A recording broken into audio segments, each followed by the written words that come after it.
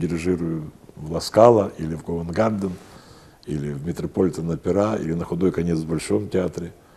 Вот. Но этого не случилось. Тем не менее, конечно, семья недополучает от меня, несмотря на то, что я пытаюсь как-то там соответствовать. Я, к сожалению, такой не очень умею там по хозяйству. Я там могу купить, принести, а вот там что-то починить, ну, Бог не дал. Ну, тем не менее, как-то, ну, с пониманием. Мирятся. Мирятся с этим, да, потому что, в принципе, даже вот мои соседи, когда у меня был последний юбилей, я там пригласил, даже мой тесть привел своих сестер, и они были в шоке. Потому что когда дома видишь человека в трико и в футболке, это одно, когда во фраке, там, с некоторыми орденами, там, с отличиями, там, ну, это все от лукавого, все это, но, во всяком случае, это для них был шок. И одна моя соседка, такая, значит, специфическая женщина, которая, в общем-то,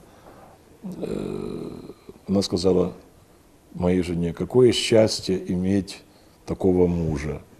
Вот. Ну, я с вашими коллегами беседовал, прежде чем встретиться с вами здесь, и мне не единожды говорили, что вы человек, который не расстается с юмором. Чувство юмора – это одна из ваших черт.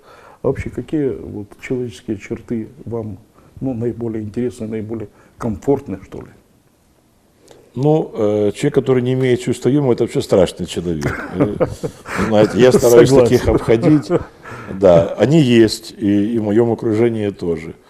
Прежде всего, я люблю, когда человек честен, когда он профессионал, когда он не судит таких, как я, сам никогда не имея хора, а находит блохи, там, я ему говорю, встань и сделай вихри враждебные, или смело товарищу в ногу. В 2 голоса, я не прошу 4 даже. Вот. Поэтому я люблю людей искренних, честных, которые могут подставить плечо. Я сам такой. К сожалению, вот даже иногда для своих друзей я не имею времени и нахожу только там, когда какие-то дни рождения. Это все за счет сна. Как и вот домой приходишь, начинаешь дома еще там аранжировать, сочинять и так далее. Я никогда, допустим, я люблю поговорить, вот как многие говорят, вот ты там, но я сейчас начал последние годы избегать даже общения. Я стараюсь сесть в классе, даже если нет ученика, как он заболел, да, что-то сочинить, не ждать времени дома, а вот я не жду вдохновения. Вдохновение приходит во время выступления, во время сочинения, во время, там, когда аранжируешь, пишешь. Вот. Конечно, что говорить, человеку не хватает 24 часов, мне. Многим некуда деть свое время, они не знают того, как убить. А вот мне и людям, которые вот, ну, подобные мне, нам не хватает этих часов. Иногда воруешь у сна, и из-за этого теряем здоровье. 2001 год. Александру Переверзеву вручают медаль за заслуги перед родным городом.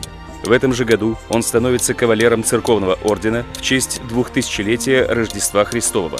В 2003 году Александру Переверзеву присвоено звание заслуженного деятеля искусств Украины. В этом же году выходит его книга «Мастера искусств Днепропетровщины». 2007 год. Александр Переверзев издает новую книгу «Консерватория». В 2011 году выходит сборник авторских композиторских произведений. Что еще дирижер Переверзев в этом мире не сделал? Ой, вы знаете, всегда кажется, что многое не сделал. Хотя вот в предюбилейной статье там Леся Степовичка написала, что я один сделал там, может быть, за 20 людей. Потому что есть люди, которые так и прожили, спокойно, ничего не создав, ничего не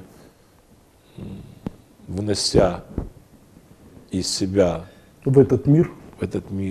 Понимаете? Я не знаю, сколько мне суждено, но иногда мне кажется, что Бог меня бережет в трудные минуты. Я вот, переживал несколько фантастических сложных моментов, когда уже на мне ставили крест. Но вот эта вера, что я еще должен сделать, что меня ждут люди, которые любят, и как они помогали там, в тяжелую минуту, там даже приходили, приносили что-то покушать, просто приходили поддержать. Вы знаете, когда заходят люди, у тебя происходит вот такой всплеск эмоций, что ты им нужен, и ты должен жить. Хочется жить. Хочется жить, хочется. Я не сказал, тем более, что я только что мы говорили, что наша профессия – это профессия второй половины жизни. И многие великие дирижеры даже состоялись во второй половине жизни. Вот проработал, потом бац, когда открылись ворота, и люди поехали в Европу, там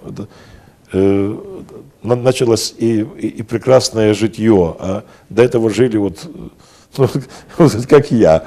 Так что кому как еще повезет. Есть судьба. Но я ни о чем не жалею. Я считаю, что да, конечно, самодеятельность – это страшно тяжелый труд, каторжный, иногда даже и неблагодарный.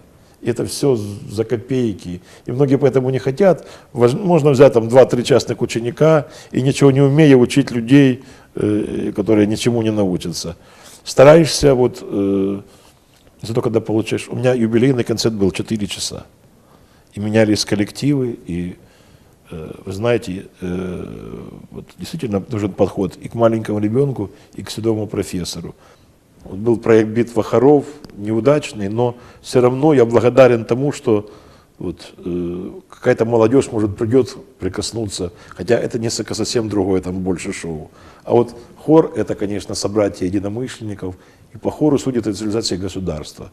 Даже спеть гимн, как на чемпионате мира в Риме в 90-м году, когда встал стадион, и 95 тысяч мужчин было, и все пели с хором Ласкала, хор из Набука, Верди, «Ты прекрасна, Родина наша», это второй гимн Италии. И я подумал, а сможет ли у нас вот это вот и есть культура, вот это и есть культура и хорошая. Спасибо. Спасибо. Спасибо. Спасибо.